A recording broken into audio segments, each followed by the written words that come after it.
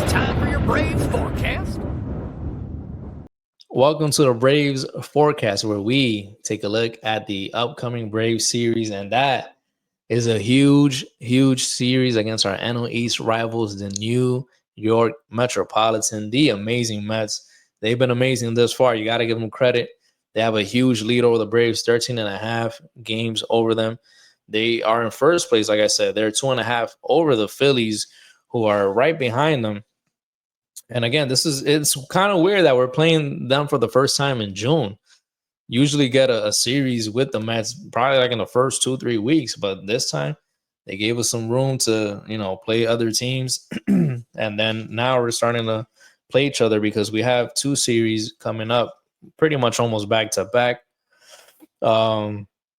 The first game is slated for tomorrow, and that is scheduled start. The scheduled starters for that one is David Peterson. He's 5-2 with a 2.49 ERA. He's coming off that complete game shutout, phenomenal start that he had. He's going up against Spencer Schwellenbach. He's 5-4 with a 3.11 ERA. Game two is Paul Blackburn. He comes in with a 6.75 ERA, and he's going up against Chris Sale. Chris Sale, he was slated to start on Sunday. His start was moved in order for them to line him up against the Mets, and he'll be able to line up against them for their following series the next week.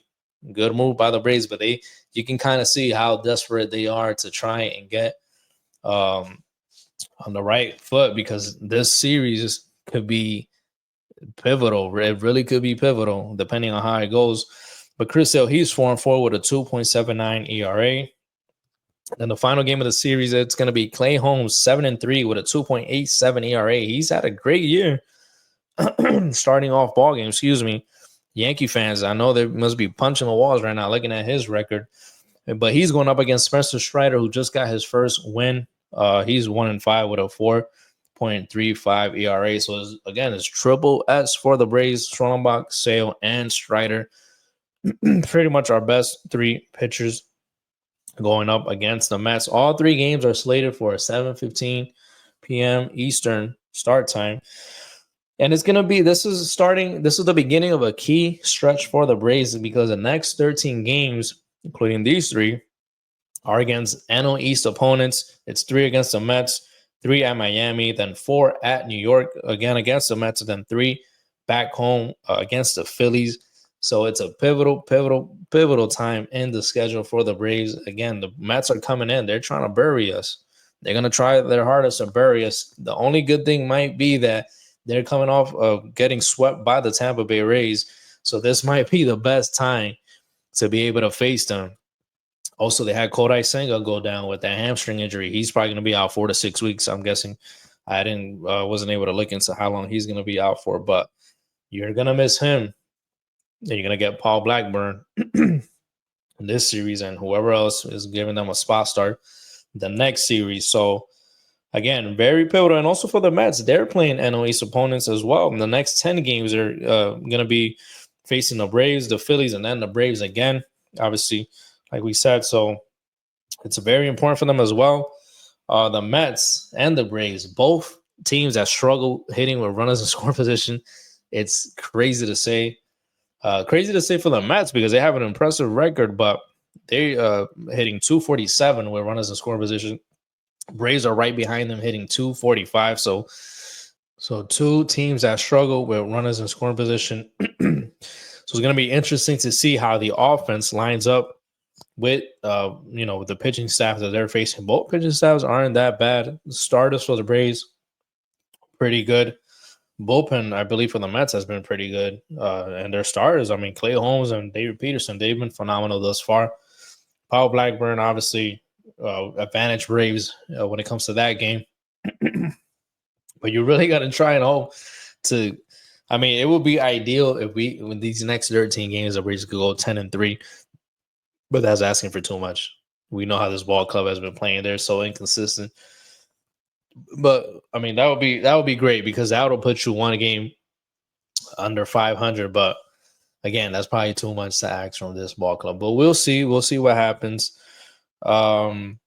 We'll see how the Braves fare against their rival. And remember, most of the time, the division is one, but how well you play your division rivals. So again, the Braves are gonna go this tough stretch, 13 games against their NL East rivals, and they're gonna have to step it up. And one thing is for sure, the Braves, it doesn't matter how bad they are, they always seem to turn it up when they play the Mets. That is gonna be important. Hopefully they're able to do it here. The Braves all time, they're 5-12.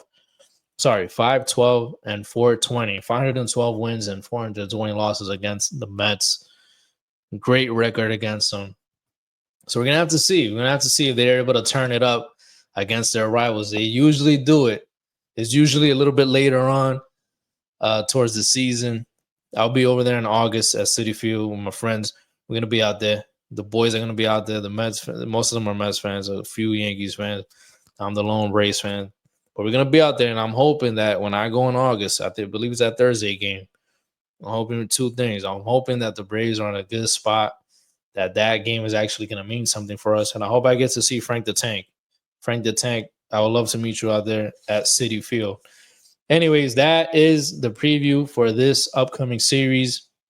We even got a look further, a look further ahead into the games that are coming after this 3-game set. Again, it's 3 games with the Mets, 3 at Miami, 4 at Citi Field, and then 3 back at Truist with the Phillies. So it's going to be, like I said, real pivotal series because, again, the Mets are trying to bury us, put us away, so put us very far away so they won't have to worry about us and just have to worry about the Phillies. But we'll see what happens. We'll tune in tomorrow. Thank you guys for tuning in. Make sure to send those comments, regarding Devers, the Giants, Buster Posey, man. Buster Posey, he's been showing how aggressive he's willing to go. I forgot to mention that. That is good to see from a GM. Send your thoughts in, send your comments in, and continue to share the show. That's the only way we're gonna grow. So thank you guys very much. Thank you guys for tuning in. This is the Chop Seat. I'm your host, Vic, and we'll see you probably Thursday or Friday, one of the two. We'll see. Probably most likely Friday when we preview the next series. So thank you guys again for tuning in. See you next time.